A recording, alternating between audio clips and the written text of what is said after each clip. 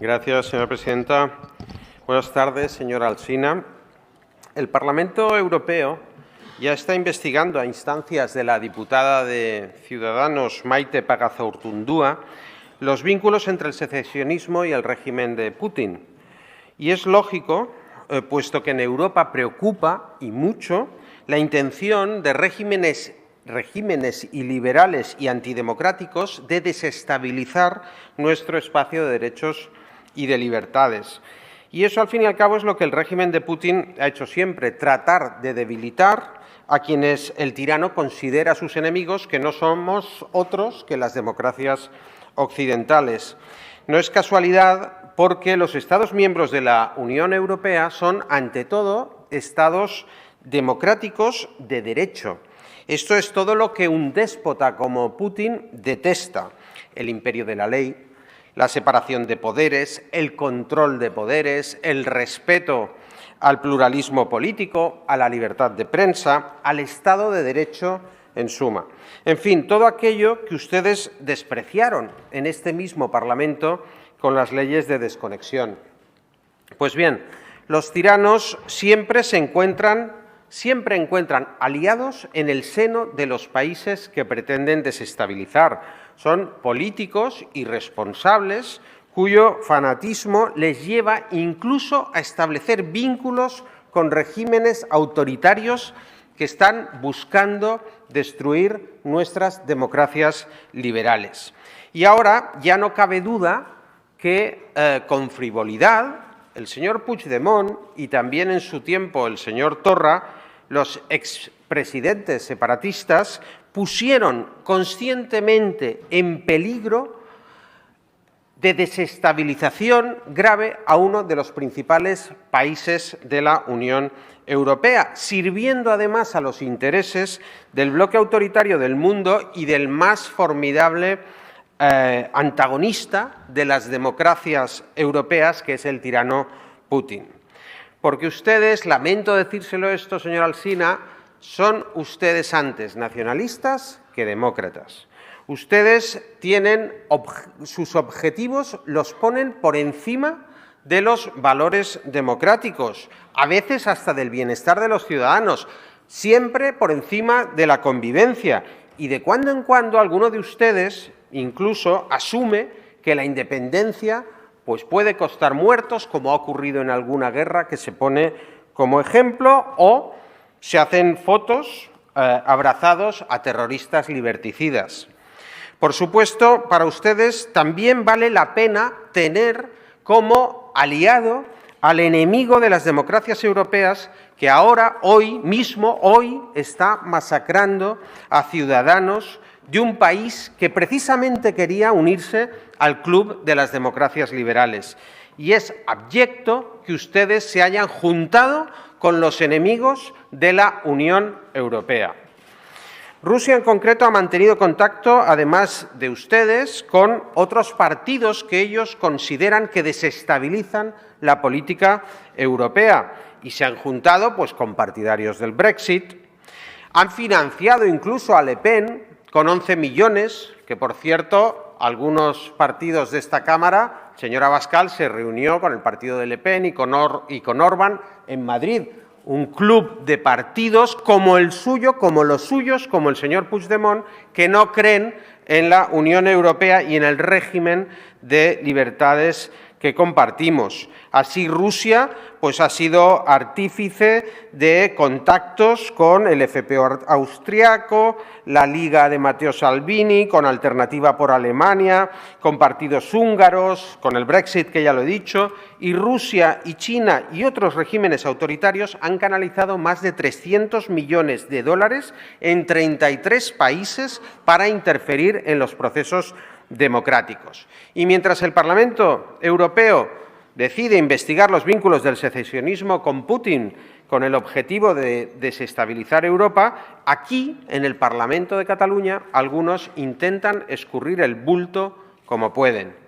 En el Congreso de los Diputados, mi partido ya ha propuesto una comisión de investigación sobre estos contactos y aquí también lo vamos a intentar aclarar, porque es imprescindible que este tema se aclare y los catalanes sepan hasta dónde estaban ustedes dispuestos a llegar en sus alianzas para desestabilizar España y quebrar su unidad territorial. Estas injerencias de países que buscan desestabilizar a sus adversarios en el contexto geopolítico y en la escena internacional y debilitarlos no son nuevas.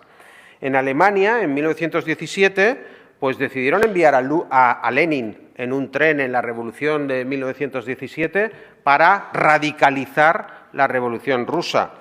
Pero fíjese, los nacionalistas irlandeses durante la Primera Guerra Mundial rehusaron entrar en tratos con Alemania para desestabilizar el Reino Unido.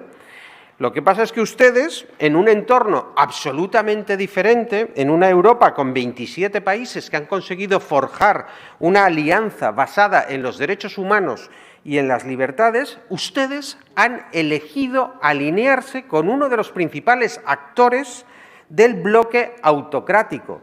Rusia, China, Venezuela, Irán.